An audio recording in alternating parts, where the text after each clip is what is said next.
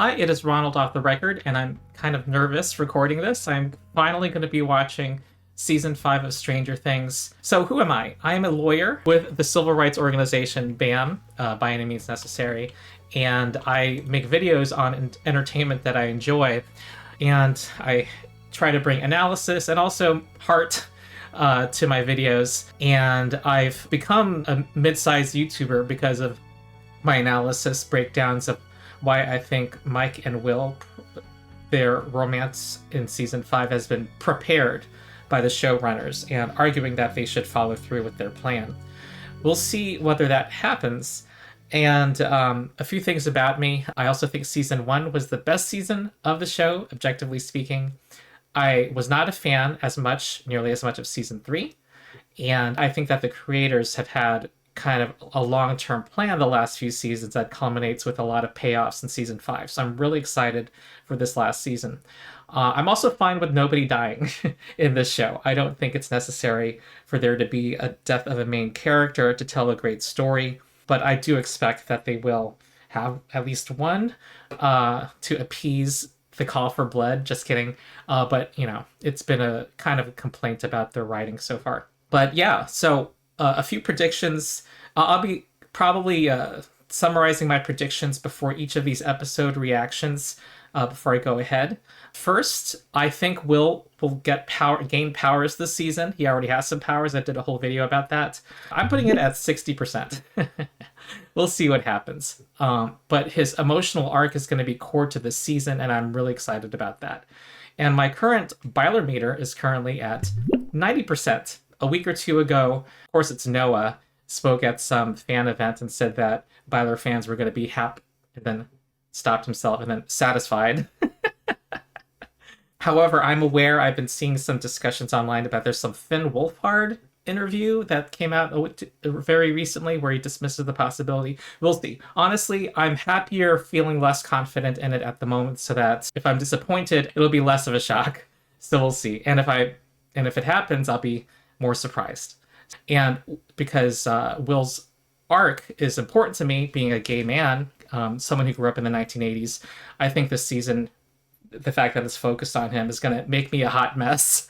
I'm going to be, my style of reacting is, I'm not the sexiest reactor. I'm not going to be going, yelling at the screen, or maybe not be as dramatic as others.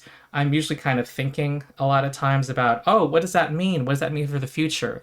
Does that story choice make sense? Things like that. But when it comes to certain developments, particularly Will, I might become a hot mess. Just warning you. I'm going to do one for each of the 8 episodes. These will be released weekly, and they'll be shorter edits than what I'll have on my Patreon. On my Patreon, I'll have more or less my reaction to the whole episode, because you can't really put whole episodes on YouTube. Once my edited versions are ready, I'll be posting them immediately to my Patreon. So if you want to see my reactions as soon as they're ready, support my Patreon, because they'll be on this channel weekly.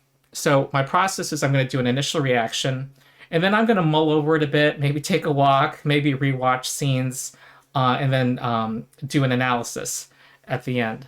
Oh, I want to share my Byler bingo that I made for myself, and I'll have a link to in the description.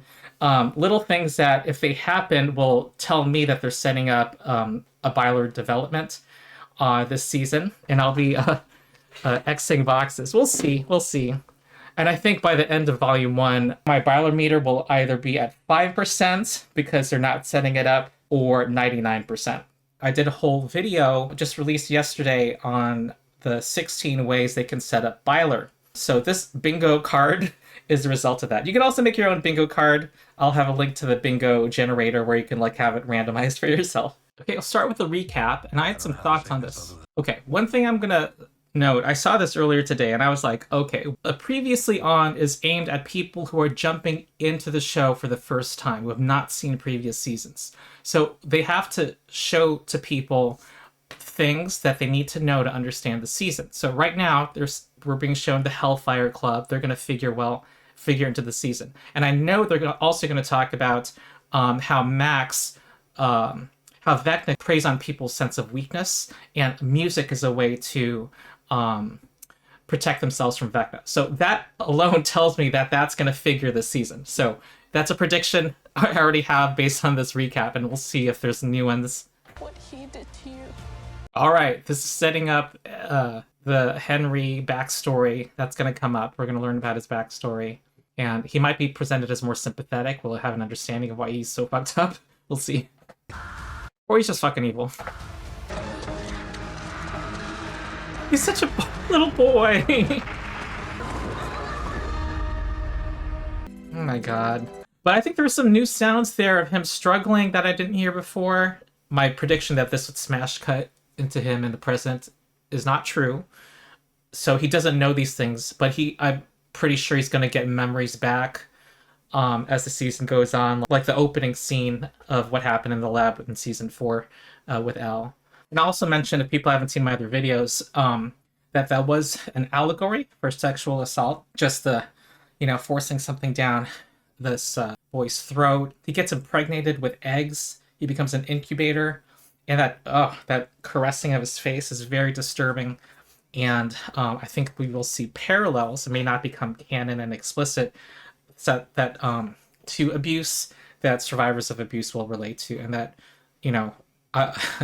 Will's story is going to be very, if he has a happy ending, it's going to be very cathartic for people who've survived that. And it'll be tied to his journey of coming out and having power over sexuality. Megan's in my lap. And what the hell was that? This Holly... Okay, she's the one who noticed the snow. Well, the snow at the end of season 4, and also in season 3 noticed the flesh flare going through the woods. Anyway, I've always wondered why Vecna, if Vecna targets her, why Vecna would target her. Holly. She's reading A Wrinkle in Time. My theory videos have talked about this. It's like it involves a conformity hive mind and escaping from Camazotz and escaping from conformity. I love crowded houses personally. Steve working for Robin, I didn't expect. Cool to see Robin being a DJ. Her being a DJ makes total sense. The amount of thoughts she has per second. Is she gonna be out? They know who they are. That is, they? if you're listening. People didn't say they back then in the 80s. I wonder if that's not period appropriate. Can't always be there to solve your problems for you, Steve. Dustin of a year ago wouldn't have done that. Stop. Shit, no! Ooh, Lucas! I like how Dustin stood up to them too. Remember that time? Unique brand of idiocy. Yeah, Core 4! Yeah, Mike's standing up and being with Will. Yeah, they're standing up for themselves. God damn it. You're not listening to us. No, you're not. Okay, I agree with the majority here, but Dustin, it's all about Eddie. It's all about Eddie for him. Also, I note that Will did not stand up to the bullies, and I think his arc is about him learning to do that. Seconds, that gets me under 12:30. L. She's blaming herself for everything, for Max dying, for the gates opening, and Els can't beat herself up over this. Of course, she needs to focus on the task, and that's what she thinks she's doing, but I don't know. She needs to not see it's all her. Wait, there it is, yeah. Remote. Oh, sexual tension between Nancy and Steve. I saw that. And where exactly are we gonna find this remote? Jonathan's noticing it. Oh, in case people are wondering, I am a Jancy shipper. I'm not going to go into it right now, but we'll see what happens. Now, what were they actually talking about? Oh my god. Male competition. What is it about your presence that brings out their inner Neanderthal? You know what it is, Robin. Maybe I'm wrong. I thought Jonathan was just not going to do it because it doesn't seem like the kind of person he is, just like to succeed on these physical tasks, and that he's trying to win a game that he can't win. He's got other things going for him that are Jonathan's strengths. Gatorade for Elle's battery. Product placement. I remember when Gatorade was new. And end this. All right, then. They got a plan. He actually told me he wanted to start Hellfire again. What? We thought the shirt was bad. You can play D&D secretly. You don't need to wear Hellfire shirts. Now, before you start bumping, here I love Diana Ross. are a few steps. I love how everyone's working together. People aren't on their separate missions. They get to be together at the start of the season. Okay, nitpick. If they use upside down as their cue, like how would they have different numbers and code every single time? I don't know. Secret base. We already, like, won? No reason not to do it, Steve. Okay, that's interesting that Will hasn't felt the presence of Vecna for a while. That explains why Mike is not sleeping near him. I don't know, I guess Mike, giving attention to Will. maybe it's nothing, right? Okay, what's going on with Holly? She's got a spinning thing too. Holly's connected to Vecna somehow. I didn't expect this. Well, I kind of heard rumors, but something's going on. Maybe Vecna needs these children for his plan when they get to a certain age. Maybe that was her being part of, connected to a hive mind and experiencing exactly what Will was. Right, my dear. Got some supernatural creep. Probably Vecna. Linda Hamilton. Studying the upside down, the supernatural elements. You want to find Henry so bad, don't you? So bad. Do it. Do it from the tub. I wonder why she hasn't found him remotely. He has a point. You're just trying to locate him. Talk to her about it. At her time. Okay, secret item. What is this? What was that? You're not gonna show it to us? What the hell? I want to look at it again. I don't know what that is. This is set up though. He's gonna get retaliation against Dustin. Just like when Mike pushed Troy in season 1. Something worse is gonna happen. Dustin's being reckless. Monsters aren't real, Holly. Okay, hold on. Mike, use your brain cells. Is this some implausible writing going on here? Usually these stories, the kid knows the supernatural things going on and some clueless adults are not getting it. But for Mike, of all people, not to get it, I have to think he has to suspect. Unless they're making him dumber. What's a dungeon crawl? Woo, he's introducing D&D to Holly. Oh my god. And I wonder if he is going to know better. And if he's just kind of trying to keep her calm and say monsters aren't real. However, this is all going to come to a head because the monsters are coming to the Byler house. You need to tell Holly the truth. And let her know that there's other people fighting monsters. Merged. Forgot about Max. Robin! Okay, Will meets Robin. I think I replaced that. Okay, I will find out Robin is gay. Does Vicky not know about the supernatural stuff? The good news is He is gonna know this season. Will's gonna walk in on them kissing.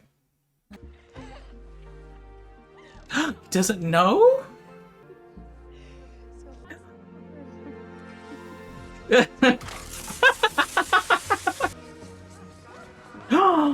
that? Shit. Oh my god! Will's coming out, arc is happening! Will's coming out, arc is happening! Come on, Will! Wave your rainbow flag! Okay, Will's find out Robin is gay. Alright, here's my first Byler box. Come on! Give me Will coming out and give me Byler. Well, Will coming out too would be amazing. For the central... Okay, if Byler doesn't happen, it would still be amazing for the main character of Stranger Things, its main hero, in its final arc, to be a gay boy. We will see. That will be great. Let's not underestimate that. Still, Byler would be like 5 times awesomer. Fuck that. Clean that shit off. Oh my god. It's episode 1 and I'm already like freaked out. Leave him alone. I defeated Vecna's lead acolyte by casting Prismatic Spray. 1d8 turned up a 7. Okay, I'm gonna say... Okay, Prismatic Spray is gonna figure later in the season as a D&D spell. And that's a rainbow. It's referring to a rainbow and the colors of the rainbow. That's gay. I'm telling you, it's gay. Okay. Ooh, lacquer in their faces? Ooh, oh no, Dustin! No. At least you stand up for yourself. He's gonna get the shit beat out of him. But he stood up for himself. But he's in danger. This isn't safe. I mean, okay, stand up to them, but you're by yourself. This wasn't safe. They could have done something. Because they're like, they killed they're thinking that Hellfire Club killed Jason. They were gonna... Anyway, this was not safe, Dustin. Megan. Hellfire dies with you. Fuck. This is Lucas. Do you copy? Over.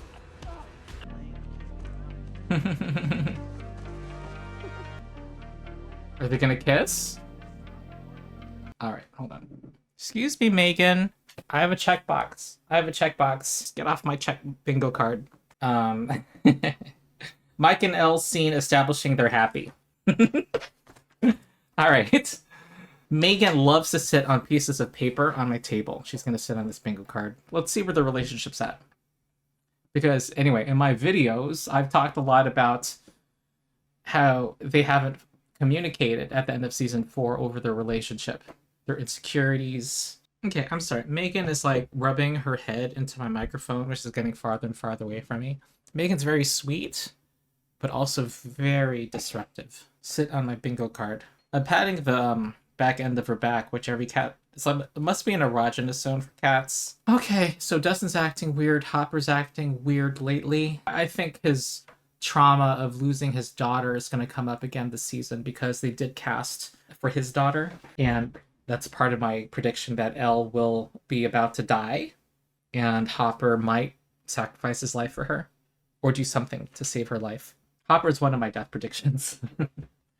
We will see. A peaceful land. Somewhere beautiful. With like 3 waterfalls or something, and 3 we'll start waterfalls. Do you think that could be real? For us? again. Yeah, of course. If Vecna's gone, then what's stopping us? They're gonna kiss. Hey, lovebirds! Alright, they're officially in a relationship again. But that did a couple of things, made me feel a couple of things. One, it's a death flag. Whenever you talk about 2 people having a happy ending, you're gonna have a moment in the show where it's gonna seem like that happy ending is not gonna happen. And one of them's gonna die. But the 3 waterfalls people were right. That's so funny. Because Bylers are making fun of this idea that he was talking about 3 waterfalls and that they would have a happy ending together. But here, the actual dialogue is that they're saying that's kind of a ridiculous notion. But them being together is what he's hoping actually can happen. But, you know, if you're going to set up Byler, this is not evidence for either outcome. If you're going to set up Byler, you have to establish that these 2 think that they're going to have a future with each other first, before you start challenging that. Because there are people just tuning in for the first time with season 5. That's just the reality, and they know that. Safety lock. Real necessary. That I'm just gonna say that safety lock is gonna figure into the season somehow. You don't have that detail for. That was a meaningless detail, but it's gonna come up later. I can do it. Yeah, I can so monitor. someone else should go with him. Let Will do something, or Joyce is gonna be protective. No, you're staying here. No, Mom, I'm sorry. I'm wondering. I keep predicting things. That was set up for something. I don't know what it is, but it was set up for something. Will being the young one, the introverted one, the one being protected. I'm quoting Ross Stuffer here. That is going to be changed this season. You want me to get you a pillow? Oh my god. You guys, get your penis rivalry. You gotta settle it or something. Sniper's chew gum. You're not a sniper. He's gonna be a sniper this season. He's flipped. This is a very hard to pull off plan that they've done 37 times in a row. This is kind of amazing. It's interesting that the radio can communicate into the Upside Down. That's important. You just slammed to a stop. Why would they stop? Come on, Will, use your neck.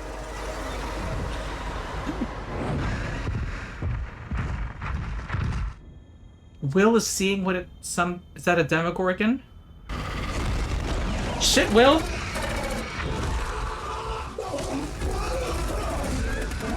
This is the Demogorgon camp.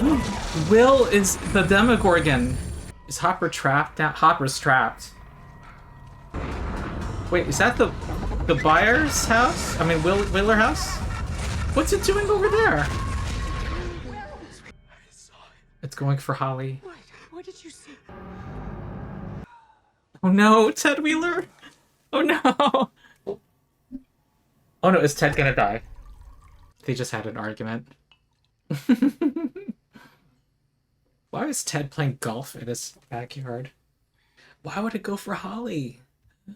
See, the lights are flickering for her in season 1. There's always been something with her. Rainbow! Day! Oh no! Get out of there! Rock! Is that it? Oh my god. You're playing Diana Ross. I'm gonna look at comments from my Patreon supporters and questions and see if I can answer them. Non-spoilery questions and comments. I've been super disciplined. And then I kind of have a lot of thoughts. This is 24 hours after I saw the episode. Thoughts and predictions going into the future.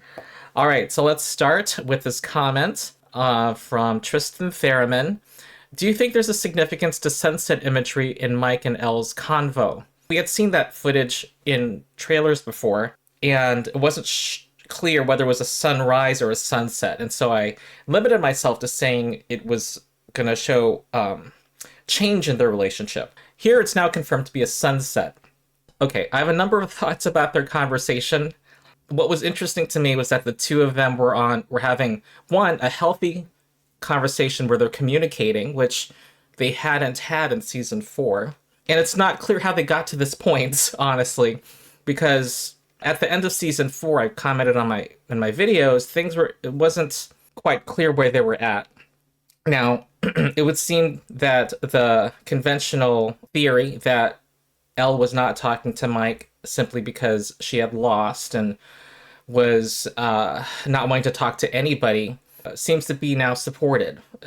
She's now talkative, and apparently all that needed to happen was the passage of time. And yet there's many other things that are not explained. The painting lie. What happened to the painting?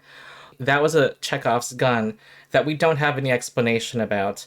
And in my predictions video, or ways they could develop Byler, I had this whole elaborate kind of explanation why there wouldn't be any resolution to the painting yet. And right now, maybe they're just going to assume people will go along with the ride and not look too deep, because it's kind of is a plot hole. Like, how could Mike receive this gift that is officially from Elle and never bring it up with her? Unless he has not brought it up with her. It was a little lovey-dovey. It was. They were with each other. We'll see. Okay, next question. Which of your predictions have come true for you? A number of my predictions were not true. Just the general fact that Mike and Elle are at a good part of their relationship after not having communicated and dealt with some significant issues in season 4. I did not expect that. But season 2 started with Steve and Nancy on what seemed to be a healthy, stable relationship at that point. And many people are just tuning in for the first time. And before you have change, you need to establish what the present is, which is Mike and 11. So there's a logic to that. And there's so much to tell, so much story to tell in so short a time. You got to speak in shorthand. And right now, they're together. And that's kind of the whole takeaway the audience needs. One thing that did not come true was that if Holly gets abducted in episode 2, it will not be after she bonds with Will on screen. We have not seen them bonding together. Well, unless she doesn't get abducted. I've been so protecting myself from spoilers that I've not seen the episode title of episode 2 yet. Next is Matthew Miller asks, Holly reading Ellengel at the breakfast table. Do you see anything developing around her, or am I just reading too much into it already? They absolutely chose Wrinkle in Time for a reason. Okay, Wrinkle in Time is a story that involves a hive mind in which two people who are brother and sister, along with a third person who later becomes one of those people's spouse, they go on an adventure together where one of them is melded with the hive mind in this planet called Camazotz. And it's all about conformity, this hive mind, and everyone acts exactly the same and is controlled by this hive mind. And there's no individuality. And the sister frees her brother from the hive mind, who's been possessed and kind of like does harmful things to to her and to their dad. And it's a declaration of love that frees him. And it's platonic love. It's between a brother and sister. So these are things that might happen. You can hear the parallels between a possible, theme of being against conformity, being yourself, a declaration of love that is compatible with Byler. Also, book involves time travel, obviously in the title. And time travel has been one of the crazier, more outlandish theories that I think might happen. Maybe not time travel, but interacting with the past, given that the Upside Down is frozen or is a snapshot of 1983. Oh, and also Mr. Wetsit, the name for the imaginary friend, is a play off of Mrs. Wetsit from the book. There's something special going on with Holly. We have Vecna trying to get her for some reason, or get her trust. Who knows what for? And I don't know. It kind of, I guess the answer would be similar to why Vecna targeted Will, or maybe not. Maybe, okay, hold on. Maybe Holly has some kind of supernaturalness to her, or a potential for powers, or not. So that's kind of hinted at, and we saw her having a similar reaction spinning on the carousel, or whatever that's called, along with Will. They had a shared moment there. Why that is? Connection to a hive mind? I don't know. Something supernatural about her, it would seem. It raises more questions than answers. Hugh Clover says, Malevolent seems to still be together when they reunite. Do you think the breakup is happening soon, or is it something the show is saving for later? I did note that they didn't kiss, which suggests that their relationship is compatible with a platonic relationship, now that I think about it. However, they are very important to each other and are either genuinely romantic or seeing this as romantic. They are each other's first significant other, after all. We see Robin and Vicky together as an established couple from the beginning, and Will seems very affected by their kiss. What do you think that moment means for his arc this season? Ooh, I have some thoughts here. Two things. One, in the first few seconds, he seems happy to see it, and he's like curious. You know what? I kind of need to rewatch that scene. Okay, he sees immediately that's two girls. So yes, he was happy to see Robin was gay. And what's interesting to me, he had that reaction, plus when the kiss happened, he freaked out. Which, okay, I'm not an expert in psychology, but that suggests to me that sexuality, that sex, he has a real issue with. That he's dealing with trauma in that department. Kind of is another hint at a history of sexual abuse. But it seemed to be a trauma response, something like he's supposed to not think about for whatever reason, to be shameful, to be fearful of sexuality, gay sexuality. Okay, that much seems pretty clear to me, whereas sexual abuse is may just be in the realm of being hinted at this season, and not be canon. But I think the actual kissing, physical kissing, gay sexuality, beyond, just cute giggles and caresses, got a very different reaction from him. And I think that shows his, he is deeply closeted.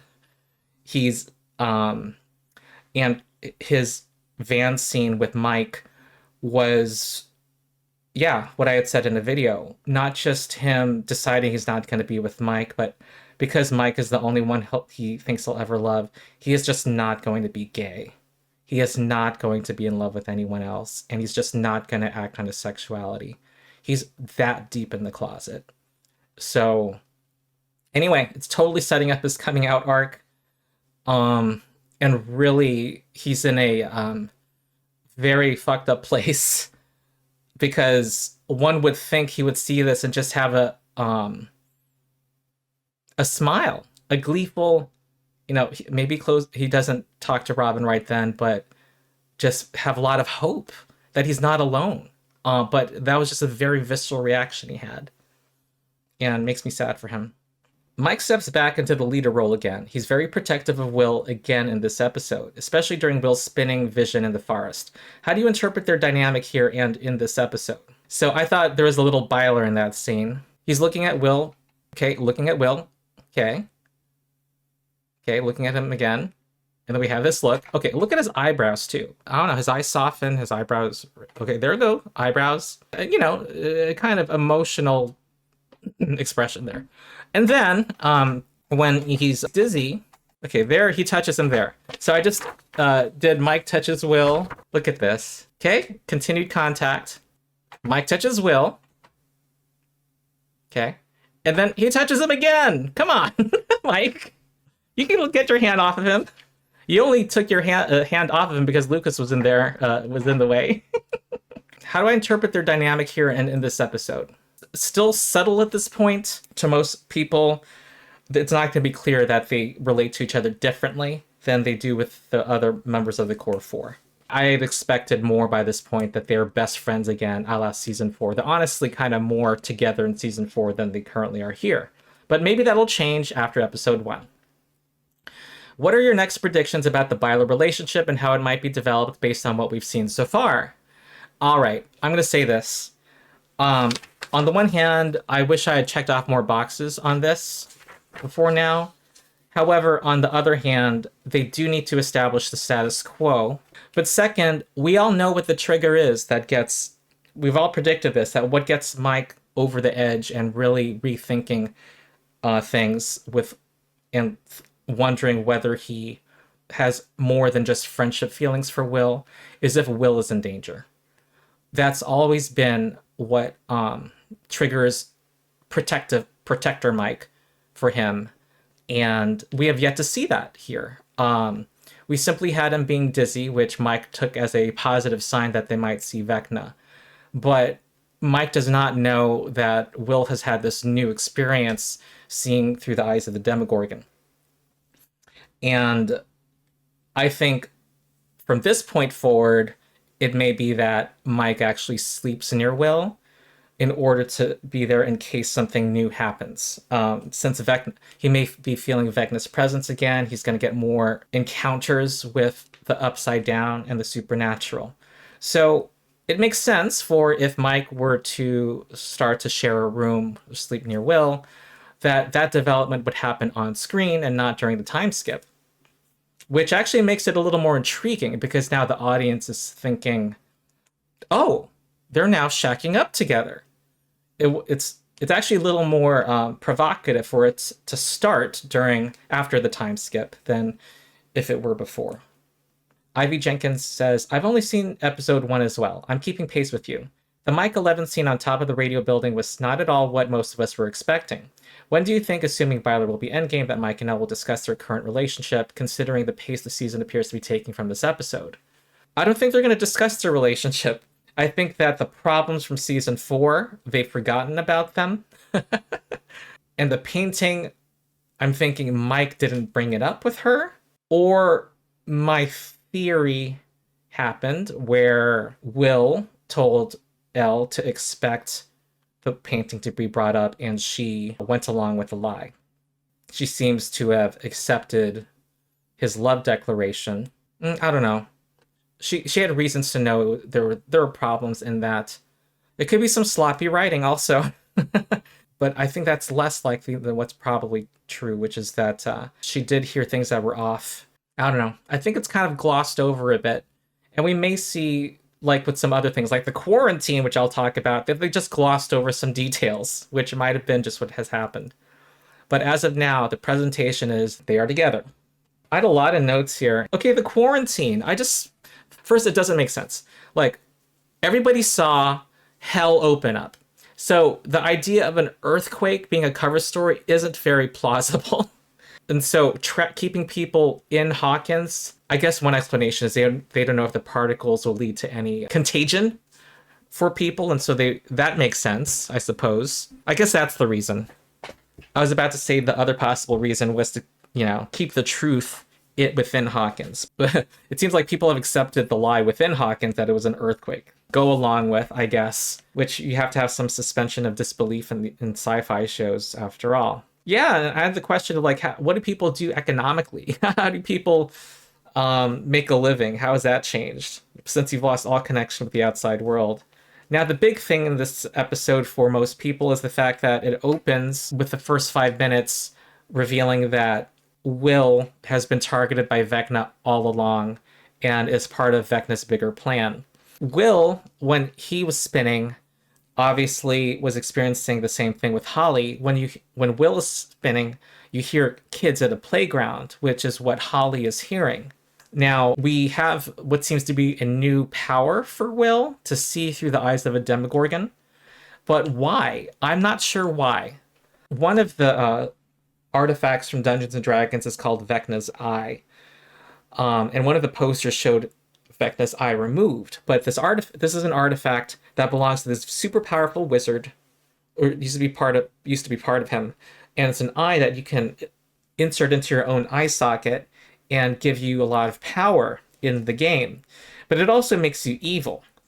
And so this artifact, I think, will come up this season. It'll be mentioned. I see Dustin opening a D&D book and looking at it, where some kind of explanation of what Will is experiencing, that he is seeing through the hive mind, through Vecna, because of some connection he has. Now, why he is, I guess it's that part of, the stuff, whatever Vecna did to him in the first 5 minutes. Now, why this is new and why it hasn't happened before, I don't know. But I'm also suspicious that Vecna is pulling the strings all along and is letting Will see things. Like, I'm wondering if he had Will witness the Demogorgon running towards the Wheeler house, the Byler house, I'll call it, since both families now live there, in order to get people to go to the house, like maybe Elle to go to the house and other people. Like maybe that was deliberate on the part of Vecna. And also, another possibility is what if Will is subconsciously controlling the Demogorgon? He is the instrument, the lieutenant for Vecna, directing and telling the Demogorgon where to go, where his house is. And maybe he's subconsciously doing that to find Holly. Another theory maybe is that because Joyce is super protective of Will and not letting him do anything dangerous, and he's never alone that we've seen him, maybe Vecna really wants Will, and maybe he's going to get Holly in order to draw Will out somehow. Or maybe the Demogorgon's at the house in order to try to get to Will. I don't know. But I feel like Will's the real target, since we see Vecna reach him later and is happy to see him later, and not Holly. So that's a theory. Okay, I've got to say, Mike not believing Holly is very stupid. Like, why? Mike knows about monsters, and here you have your little sister telling you that, and she's not 4 years old, she's older, who seems to have an imaginary friend who's telling her that he's going to protect her from monsters.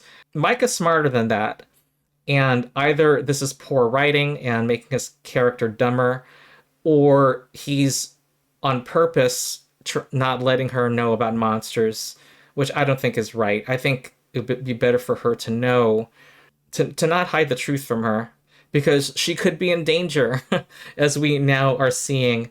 I mean, really, like, in retrospect, bringing Will into that house and knowing his connection to the bad things and not letting the Wheeler family know is kind of, I don't think that was a good idea. It was interesting that he has his own D&D character, Mike the Brave, Holly the Heroic, and we also know that Will has been called Will the Wise. And just the fact that there's 3 characters now, and only those 3 characters where they have a name in the D&D game. And it makes me wonder whether their names are kind of foreshadowing of what will happen in Season 5. And we also have A Wrinkle in Time, where we have a sibling pair and a third person figuring in A Wrinkle in Time. So that could play out, possibly. I thought it was interesting that Elle cannot detect Vecna from the tub. Anyway, Vecna's just 2 steps ahead. Why did he retreat also? The gate's open, and you would think he's more powerful than ever. What is his plan? It's not clear to me what his plan is. He could have overwhelmed the right side up with monsters at that point. So, he needs things to happen at certain times, is my guess, for Vecna. And we're about to hit the anniversary of the abduction of Will. I don't know. What does Will have to do with this? What does Holly have to do with this? Yeah, and what's this visitor? Why have a visitor, a supernatural visitor, for Holly, and having this person promise Holly that she'll be safe. Why gain her trust if you're just gonna take her? Or maybe the monster comes and this friend, supernatural friend, protects her. Maybe that's a possibility. The doctor does not seem to want to kill Elle. I have to say, she seemed much more scientifically curious examining that thing. And so it's not clear to me why she wants Elle. I assume it's for science purposes and for fighting the commies. All right, my willpower meter was at 60%. It has now gone up to 75%. I mean, we already see he has a new power, so this could be 100%, but really, there's more stuff that could happen that I was thinking would happen than simply having a Demogorgon cam.